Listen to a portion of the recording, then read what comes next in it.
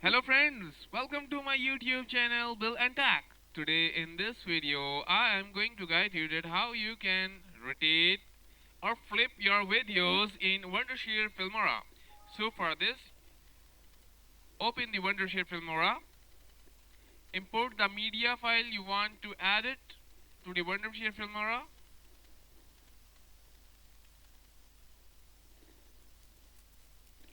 And after importing the media, bring that video down.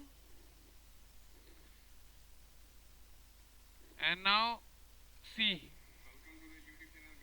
if you want to rotate it,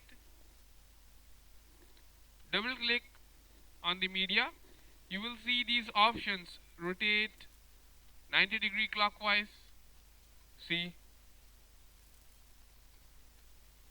or you can flip these videos horizontal or vertical in this way.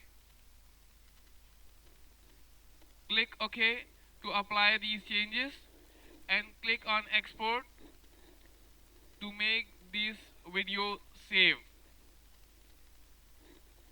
Thank you for watching. Bye for now.